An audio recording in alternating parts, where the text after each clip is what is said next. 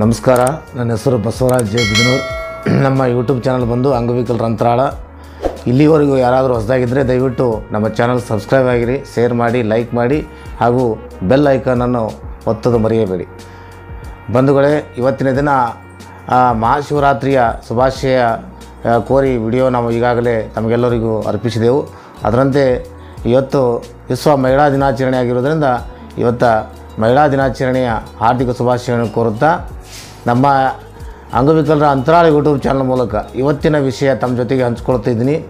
ಇವತ್ತಿನ ವಿಷಯ ಏನಂದರೆ, ನಮ್ಮ ಅಂಗವಿಕಲರಿಗೆ ಇಲಾಖೆಯಲ್ಲಿ ನಮಗಾಗಿ ಒಂದು ಅಂಗವಿಕಲರ ಹಕ್ಕುಗಳ ಅಧಿನಿಯಮ 2016 ಕಾಯ್ದೆ ಇದೆ ಅಂತಕ್ಕಂಥ ವಿಚಾರ ಇಡೀ ರಾಜ್ಯದ ಪ್ರಜ್ಞಾವಂತ ಅಂಗವಿಕಲರಿಗೆ ಗೊತ್ತು, ಅಂಗವಿಕಲ ಸಂಘಟಕರಿಗೆ ಗೊತ್ತು ಮತ್ತು ಅನೇಕ ಅಂಗವಿಕಲ ಸಂಘಟನೆಯ ಪದಾಧಿಕಾರಿಗಳು ಗೊತ್ತು. ಸರ್ವೇ ಸಾಮಾನ್ಯ ಇವತ್ತಿನ ದಿನ ಪ್ರತಿ ಹಳ್ಳಿಯಲ್ಲಿ, ಪ್ರತಿ ಪಂಚಾಯಿತಿಯಲ್ಲಿ ಗ್ರಾಮ ಸಭೆಗಳು, ವಿಕಲಚೇತನ ವಿಶೇಷ ಗ್ರಾಮ ಸಭೆಗಳು ನಡೀತಾ ಇರೋದರಿಂದ ಈ ಅಂಗವಿಕಲ ಅಧಿನಿಯಮ ಕಾಯ್ದೆಯನ್ನು ತಮಗೆಲ್ಲರಿಗೂ ಅರಿವಿಗೆ ಬಂದಿದೆ ಅಂತ ನಾನು ತಿಳ್ಕೊತಾ ಇದ್ದೀನಿ. ಬಂಧುಗಳೇ, ಅಂಗವಿಕಲರ ಅಧಿನಿಯಮ ಕಾಯ್ದೆ 2016 ಈ ಕಾಯ್ದೆಯಲ್ಲಿ ಎಲ್ಲರಿಗೂ ಗೊತ್ತಿರುವಂತೆ ಅಂಗವಿಕಲರಿಗೆ ತಾರತಮ್ಯ ತಗೋಬಾರ್ದು ಮತ್ತು ಅಂಗವಿಕಲರಿಗೆ ಸಮಾನ ಅವಕಾಶ ಕಲ್ಪಿಸಬೇಕು ಮತ್ತು ಅಂಗವಿಕಲರಿಗೆ ಯಾರಾದರೂ ಹಿಂಸೆ ಕೊಟ್ಟರೆ ಅಥವಾ ಮಾನಸಿಕ ಹಿಂಸೆ, ಕಿರುಕುಳ ಕೊಟ್ಟರೆ ಅಂಥವರ ಮೇಲೆ ಪ್ರಕರಣ ದಾಖಲಿಸಿ ಅವರನ್ನು ಸೂಕ್ತ ಕಾನೂನಿನಡಿಯಲ್ಲಿ ಶಿಕ್ಷೆ ಕೊಡಿಸ್ಬೇಕು ಅಂತಕ್ಕಂಥ ನಿಯಮ ಇದೆ, ಕಾನೂನಿದೆ ಅಂತಕ್ಕಂಥದ್ದು ಎಲ್ಲ ಅಂಗವಿಕಲರಿಗೆ ಒಂದು ಧೈರ್ಯದ ವಿಷಯ. ಆದರೆ ನಾನು ಸುಮಾರು ಈ ಒಂದು ಕ್ಷೇತ್ರದಲ್ಲಿ ಸುಮಾರು 25-30 ವರ್ಷದಿಂದ ಈ ಒಂದು ಕ್ಷೇತ್ರದಲ್ಲಿ ಕೆಲಸ ಮಾಡ್ತಾ ಇರೋದರಿಂದ ನಾ ಕಂಡಂತೆ ಅಂಗವಿಕಲರ ಹಕ್ಕುಗಳ ಅಧಿನಿಯಮದ ಆಯುಕ್ತರ ಕಚೇರಿಯಲ್ಲಿ ಅಂಗವಿಕಲರಿಗೆ ದೌರ್ಜನ್ಯ ಆಗಿರುವುದನ್ನು ಖಂಡಿಸಿ ಅಥವಾ ದೌರ್ಜನ್ಯ ಆದಂಥ ಅಂಗವಿಕಲರ ಪರವಾಗಿ ನಿಂತು ಯಾರಾದರೂ ದೌರ್ಜನ್ಯ ಮಾಡಿದವರ ಮೇಲೆ ಮತ್ತು ಅನ್ಯಾಯ ಮಾಡಿದವರ ಮೇಲೆ ಸೂಕ್ತ ಕಾನೂನು ಕ್ರಮ ತಗೊಂಡು ಅವರ ಮೇಲೆ ಪ್ರಕರಣ ದಾಖಲಿಸಿರುವುದು ನನ್ನ ಅರಿವಿಗೆ ಬಂದಿಲ್ಲ. ಆದರೆ ಸುಮಾರು ಅಂಗವಿಕಲರಿಗೆ ಅರಿವಿಗೆ ಬಂದಿರ್ಬೋದು. ಆ ಥರ ಅಂಗವಿಕಲರಿಗೆ ನ್ಯಾಯ ಕೊಡಿಸ್ತಕ್ಕಂಥ ಕೆಲಸ ನಮ್ಮ ಆಯುಕ್ತಾಲಯ ಮಾಡಿದರೆ ಅದು ಸಂತೋಷದ ವಿಷಯ. ಆದರೆ ಇತ್ತಿತ್ತಲಾಗಿ ನಾವು ಕಂಡಂತೆ ಅಂಗವಿಕಲರಿಗೆ ಯಾರಾದರೂ ಅನ್ಯಾಯ ಆದರೆ, ಅಂಗವಿಕಲರಿಗೆ ದೌರ್ಜನ್ಯ ಆದರೆ ಅಥವಾ ಅಂಗವಿಕಲರಿಗೆ ಅನ್ಯಾಯ ಒಳಪಟ್ಟರೆ ಅದನ್ನು ನಾವು ಕೇಳೋದೆಲ್ಲಿ ಅಂದರೆ ನಮ್ಮ ಅಂಗವಿಕಲರ ಅಧಿನಿಯಮದ ಕಾಯ್ದೆಯಾದಂಥ ಆಯುಕ್ತಾಲಯಕ್ಕೆ ನಾವು ಪತ್ರ ಬರಿತೀವಿ. ಆದರೆ ನಮ್ಮ ಆಯುಕ್ತಾಲಯಕ್ಕೆ ಪತ್ರ ಬರೆದಾಗ ಆ ಒಂದು ಆಯುಕ್ತಾಲಯದಿಂದ ಆಯುಕ್ತರು ಆ ಸಂಬಂಧಪಟ್ಟ ಅಧಿಕಾರಿಗೆ ಒಂದು ಪತ್ರ ಬರೀತಾರೆ. ಆ ಪತ್ರದಲ್ಲಿ ಅವರು ಸೂಕ್ತ ಕ್ರಮ ತಗೊಂಡು ತೆಗೆದುಕೊಂಡ ಕ್ರಮದ ಬಗ್ಗೆ ನಮಗೆ ಮಾಹಿತಿ ಕೊಡ್ರಿ ಅಂತಕ್ಕಂಥ ಒಂದು ಲೈನ್, ಸರ್ವೇ ಸಾಮಾನ್ಯ ಲೈನ್ ಅದು. ನಾವು ಕಂಡಂತೆ ನಾವು ಸುಮಾರು ಪತ್ರಗಳು ವ್ಯವಹಾರ ಮಾಡಿದೆವು. ಈ ಆಯುಕ್ತಾಲಯ ಬರೀತಕ್ಕಂಥ ಪತ್ರದಲ್ಲಿ ಸೂಕ್ತ ಕ್ರಮ ತಗೊಂಡಿರೋ ಬಗ್ಗೆ ಮಾಹಿತಿಯನ್ನು ಅರ್ಜಿದಾರರಿಗೆ ಸಲ್ಲಿಸಿ ನಮ್ಮ ಕಚೇರಿಗೆ ಸಲ್ಲಿಸಬೇಕಂತ ಲೈನ್ ಇದೆಯಲ್ಲ, ಈ ಲೈನು ಪ್ರತಿಯೊಬ್ಬ ಅಂಗವಿಕಲ ಕೊಟ್ಟಂಥ ದೂರಿನ ಅರ್ಜಿಗೆ ಉತ್ತರ ಕೊಡ್ತಕ್ಕಂಥ ಪತ್ರದಲ್ಲಿ ಇದು ಸರ್ವೇ ಸಾಮಾನ್ಯ ಲೈನು. ಆದರೆ ಈ ದೂರು ಕೊಟ್ಟಂಥ ಅರ್ಜಿದಾರರಿಗೆ ನ್ಯಾಯ ಕೊಡಿಸಿ ಅಥವಾ ಸಂಬಂಧಪಟ್ಟ ಅಧಿಕಾರಿ ಮೇಲೆ ಸೂಕ್ತ ಕ್ರಮ ತಗೊಂಡು ಅಥವಾ ಸೂಕ್ತ ಕ್ರಮ ತಗೊಂಡಂಥ ಅಧಿಕಾರಿ ಪತ್ರ ಬರೆದಿದ್ದು ಆ ಪತ್ರ ಮುಟ್ಟಿರುವ ವಿಷಯ ಆ ದೂರು ಕೊಟ್ಟಂಥ ಅಂಗವಿಕಲರಿಗೆ ಗೊತ್ತೇ ಆಗುವುದಿಲ್ಲ. ಅದಕ್ಕಾಗಿ ಈ ಒಂದು ಸಮಜಾಯಿಷಿ ಪತ್ರ ಬರೆಯೋದ್ರಿಂದ ಅಂಗವಿಕಲರಿಗೆ ನ್ಯಾಯ ಕೊಡಿಸ್ತಕ್ಕಂಥ ಪ್ರಯತ್ನ ಆಗಲ್ಲ. ಹಾಗಾಗಿ ಅಂಗವಿಕಲರಿಗೆ ತಾರತಮ್ಯ ನೋಡ್ತಕ್ಕಂಥ ವಿಚಾರನೂ ನಾವು ಅನೇಕ ಈ ಒಂದು ಸಮಯದಲ್ಲಿ ನೋಡ್ತಾ ಇದ್ದೀವಿ. ಅದನ್ನು ತಮ್ಮ ಜೊತೆಗೆ ಹಂಚ್ಕೋತಾ ಇದ್ದೀನಿ. ಅಂಗವಿಕಲರಿಗೆ ನಿರುದ್ಯೋಗಿ ಅಂಗವಿಕಲರು ಈಗಾಗಲೇ ಬಸ್ ಪಾಸ್ ತೊಗೋತಾ ಇದ್ದಾರೆ, ಅವರಿಗೆ ರಿಯಾಯಿತಿ ದರದಲ್ಲಿ ಬಸ್ ಪಾಸ್ ಕೊಡ್ತಾ ಇದ್ದಾರೆ. ಸುಮಾರು ಅಂಗವಿಕಲರು ಈ ಬಸ್ ಪಾಸ್ ತೊಗೋತಕ್ಕಂಥ ಸಮಯದಲ್ಲಿ ಅನುಭವಿಸ್ತಕ್ಕಂಥ ತೊಂದರೆ, ಸಮಸ್ಯೆಗಳ ಬಗ್ಗೆ ಈಗಾಗಲೇ ತಮಗೆ ನಮ್ಮ ವಿಡಿಯೋ ಮೂಲಕ ಅಂಗವಿಕಲರ ಅಂತರಾಳ ಯೂಟ್ಯೂಬ್ ಚಾನಲ್ ವಿಡಿಯೋ ಮುಖಾಂತರ ಹಂಚ್ಕೊಂಡಿದ್ದೀನಿ. ಆದರೆ ಈ ಸಮಯದಲ್ಲಿ ಹೇಳೋದೇನೆಂದರೆ, ಅಂಗವಿಕಲರಿಗೆ ರಿಯಾಯಿತಿ ದರದ ಬಸ್ ಪಾಸ್ ತಗೊಳ್ಳಿ ಅಂತ ಹೇಳುವುದ ಸರ್ಕಾರ ಮತ್ತು ಸರ್ಕಾರಿ ನೌಕರರಿಗೆ ಉಚಿತ ಬಸ್ ಪಾಸ್ ಕೊಡೋಕೆ ಶಿಫಾರಸು ಮಾಡ್ತಕ್ಕಂಥ ಆಯುಕ್ತಾಲಯ ಜೊತೆಗೆ ಅಂಗವಿಕಲರಿಗೆ ಈ ಒಂದು ಕ್ಷೇತ್ರದಲ್ಲಿ ಪುನರ್ವಸತಿ ಕಾರ್ಯಕರ್ತರಂತೇನು ಕೆಲಸ ಮಾಡ್ತಾರೆ, ಆ ಪುನರ್ವಸತಿ ಕಾರ್ಯಕರ್ತರಿಗೆ ಬಯೋಮೆಟ್ರಿಕ್ ಹಾಜರಾತಿಯನ್ನು ಇತ್ತಿತ್ತಲಾಗಿ ಇಲಾಖೆ ತಂದಿದೆ. ಅದು ಸಂತೋಷದ ವಿಷಯ. ಆದರೆ ಇನ್ನೊಂದು ಪತ್ರ ನಾವು ಈ ನಾವು ವಾಟ್ಸಪ್ ಗ್ರೂಪಲ್ಲಿ ಬಂದಿದ್ದನ್ನು ತಮ್ಮ ಗಮನಕ್ಕೆ ತರ್ತಾ ಇದ್ದೀನಿ.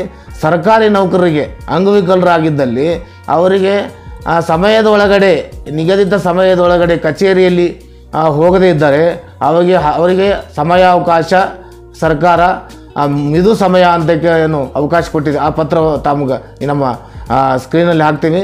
ಹಾಗೆ ಈ ಒಂದು ಸರ್ಕಾರಿ ನೌಕರರು ಸಾವಿರಾರು ರೂಪಾಯಿ ವೇತನ ತಗೊಳ್ತಕ್ಕಂಥ ಸರ್ಕಾರಿ ನೌಕರಿಗೆ ಕಾಳಜಿ ಮಾಡ್ತಕ್ಕಂಥ ಆಯುಕ್ತಾಲಯ ಅವರಿಗೆ ಉಚಿತ ಬಸ್ ಪಾಸ್ ಕೊಡಬೇಕು ಅಂತ ಶಿಫಾರಸು ಮಾಡ್ತಕ್ಕಂಥ ಆಯುಕ್ತಾಲಯದ ಅಧಿಕಾರಿಗಳು, ಆಯುಕ್ತರು ಹಾಗೂ ಈ ಒಂದು ಈ ಸರ್ಕಾರಿ ನೌಕರರಿಗೆ ಏನು ಮಿದು ಸಮಯ ಕೊಡಬೇಕು ಅಂತಕ್ಕಂಥ ಪತ್ರ ಬರೀತಕ್ಕಂಥ ಸರ್ಕಾರ ಈ ಒಂದು ಪುನರ್ವಸತಿ ಕಾರ್ಯಕರ್ತರಿಗೆ ಹಗಲು ರಾತ್ರಿ ಎನ್ನದೆ ಗುಡ್ಡಗಾಡು ಕೆಲವೊಂದು ಉಡುಪಿ, ಮಂಗಳೂರು, ಕೊಡಗು ಕಡೆ ಕಾರ್ಯಕರ್ತರು ನಮ್ಮ ಯೂಟ್ಯೂಬ್ ಚಾನಲ್ ಜೊತೆಗೆ ಹಂಚ್ಕೊಂಡಾಗ ಅಲ್ಲಿ ಗುಡ್ಡಗಾಡು ಪ್ರದೇಶದಲ್ಲಿ ಹಳ್ಳಿಯಲ್ಲಿ ಹೋಗಿರ್ತಕ್ಕಂಥ ಅಂಗವಿಕಲರಿಗೆ ಮನೆಗೆ ಹೋಗಿ ಸರ್ವೆ ಮಾಡಿ ವಾಪಸ್ಸು ಮತ್ತೆ ಗ್ರಾಮ ಪಂಚಾಯತಿಗಾಗಲಿ ಅಥವಾ ತಾಲೂಕು ಪಂಚಾಯತಿಗಾಗಿ 5 ಗಂಟೆಗೆ ಬಂದು ತಮ್ಮ ಕೊಡ್ತಕ್ಕಂಥ ಸಮಸ್ಯೆಗಳನ್ನು ಹಂಚ್ಕೊಂಡಿದ್ದಾರೆ. ಹಾಗಾಗಿ ನಾನು ಹೇಳ್ತಾ ಇರೋದಂದರೆ ಈ ಒಂದು ಸರ್ಕಾರಿ ನೌಕರಿಗೆ ಏನು ಮಿದು ಸಮಯ ಏನು ಸರ್ಕಾರ ಅವಕಾಶ ಮಾಡಿಕೊಟ್ಟಿದೆ, ಅದೇ ಥರ ಈ ಪುನರ್ವಸತಿ ಕಾರ್ಯಕರ್ತರು ಏನು ದುಡಿತಾ ಇದ್ದಾರೆ ಅವ್ರಿಗೆ ಯಾಕೆ ಸರ್ಕಾರ ಕಾಣ್ತಾ ಇಲ್ಲ? ಆ ಅಂಗವಿಕಲರು ಸರ್ಕಾರ ಗಮನಕ್ಕೆ ಯಾಕೆ ಬರ್ತಾ ಇಲ್ಲ?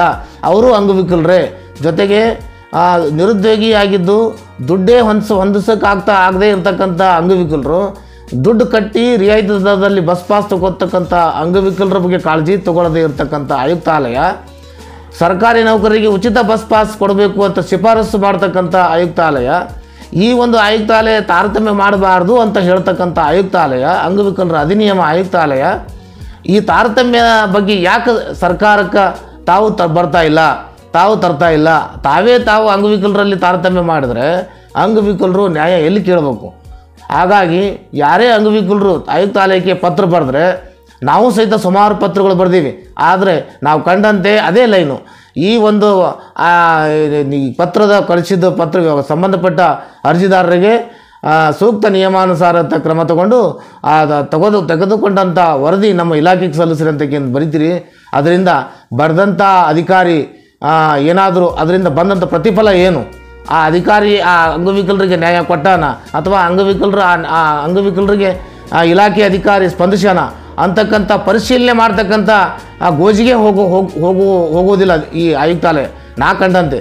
ಆ ಥರ ಆಗಬಾರ್ದು. ಆಯುಕ್ತರು ಯಾರೇ ಒಂದು ಅಂಗವಿಕಲರು ದೂರು ಕೊಟ್ಟಾಗ ಆ ಸರ್ಕಾರಿ ಅಧಿಕಾರಿ ಏನು ನಿಮ್ಗೆ ರಿಪ್ಲೈ ಬರೀತಾನ, ಆ ರಿಪ್ಲೈ ಬರೆದಂಥ ಅಧಿಕಾರಿ ಆ ಅರ್ಜಿದಾರಿಗೆ ಒಂದು ಪತ್ರ ಬರೆಯಲ್ಲ, ಅದು ಸಾಕ್ಷಿ ನಾನೇ ಇದ್ದೀನಿ. ಅದಕ್ಕೆ ಕ್ರಮ ತಗೊಂಡಂಥ ಅಧಿಕಾರಿ ನಿಮಗೆ ಲೆಟ್ರ್ ಬರೆದಿರ್ಬೋದು, ಆದರೆ ಅರ್ಜಿ ಕೊಟ್ಟಂಥವನಿಗೆ ಪತ್ರ ಬರೆದಿರಲ್ಲ. ಅದಕ್ಕೆ ಆ ಅರ್ಜಿ ಕೊಟ್ಟಂಥ ಅಂಗವಿಕಲ ಅದು ಏನಾಯಿತು ಅನ್ನತಕ್ಕಂಥ ಚಿಕ್ಕಿ ಎಣಿಸೋದ್ರಲ್ಲಿ ಸಮಯ ಕಳೀತಾನೆ. ಅದಕ್ಕೆ ಈ ಥರ ಅನೇಕ ರಾಜ್ಯದಲ್ಲಿ ಪ್ರಶ್ನೆ ಮಾಡ್ತಕ್ಕಂಥ ಪ್ರಯತ್ನ ಮಾಡಬೇಕು ಮತ್ತು ಅಂಗವಿಕಲರಿಗೆ ನ್ಯಾಯ ಕೊಡಿಸ್ತಕ್ಕಂಥ ಪ್ರಯತ್ನ ಮಾಡಬೇಕು.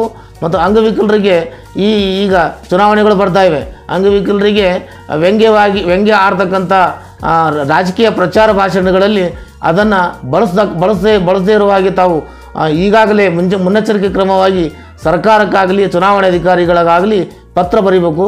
ನಮ್ಮನ್ನು ಅಂಗವಿಕಲರಿಗೆ ಕಾಳಜಿಪೂರ್ವಕವಾಗಿ ನಮ್ಮ ಆಯುಕ್ತಾಲಯ ಕ್ರಮ ವಹಿಸಬೇಕು, ನಮ್ಮ ನ್ಯಾಯ ಕೊಡಬೇಕು. ನಮಗೆ ಈ ಅಂಗವಿಕಲರಿಗೆ ದೌರ್ಜನ್ಯಗಳನ್ನು ತಾವು ಮುಂದಾಗಿ ತಾವು ಸ್ವಯಂ ಕೇಸ್ಗಳನ್ನು ದಾಖಲಿಸಿಕೊಂಡು ಅಂಥ ಅಧಿಕಾರಿಗಳ ಮೇಲೆ ಕ್ರಮ ತಗೋಬೇಕು ಅಂತೇಳಿ ಕೇಳ್ಕೊತಾ ಇದ್ದೀನಿ. ಹಾಗಾಗಿ ಈ ನಮ್ಮ ಅಂಗವಿಕಲರ ಅಧಿನಿಯಮದ ಕಾಯ್ದೆ ಹಕ್ಕುಗಳ ಕಾಯ್ದೆ ಆಯುಕ್ತಾಲಯ ಇದೆ, ಅದನ್ನು ಸರಿಯಾಗಿ ಕೆಲಸ ಮಾಡಿ ಅಂಗವಿಕಲರಿಗೆ ನ್ಯಾಯ ಕೊಡಿಸ್ಬೇಕು. ನಾವೆಲ್ಲ ಅಂಗವಿಕಲರಿಗೆ ನಿಮ್ಮ ಏನು ನಿಮ್ಮಿಂದ ರಕ್ಷಣೆನೇ ನಾವು ಬಯಸ್ತೀವಿ. ಅದಕ್ಕೆ ಆಯುಕ್ತಾಲಯ ಸರಿಯಾದ ರೀತಿಯಲ್ಲಿ ಕೆಲಸ ಮಾಡಿ ಅಂಗವಿಕಲರಿಗೆ ತಾರತಮ್ಯ ತೋಳದಂತೆ ಮತ್ತು ಅಂಗವಿಕಲರಿಗೆ ಯಾರಾದರೂ ದೌರ್ಜನ್ಯ ಮಾಡಿದರೆ ಅಥವಾ ಅವರ ಮೇಲೆ ಕಿರುಕುಳ ಕೊಟ್ಟರೆ ಅಂಥವರ ಮೇಲೆ ಕ್ರಮ ತಗೊಳ್ತಕ್ಕಂಥ ಪ್ರಯತ್ನ ಆಗಬೇಕು ಅಂತೇಳಿ ಕೇಳ್ಕೊಂಡು ಈ ಒಂದು ಸಮಯದಲ್ಲಿ ಈ ಒಂದು ವಿಡಿಯೋದಲ್ಲಿ ವಿಷಯ ಹಂಚ್ಕೊಂಡಿದ್ದೀನಿ. ದಯವಿಟ್ಟು ಆಯುಕ್ತರು ಈ ಒಂದು ತಾರತಮ್ಯದ ನೀತಿಯನ್ನು ಹೋಗಲಾಡಿಸಿ ಆ ದೌರ್ಜನ್ಯಕ್ಕೊಳಗಾದಂಥ ಅಂಗವಿಕಲರಿಗೆ ರಕ್ಷಣೆ ನೀಡಬೇಕಂತೇಳಿ ಕೇಳ್ಕೊತಾ ಇದ್ದೀನಿ. ಧನ್ಯವಾದಗಳು.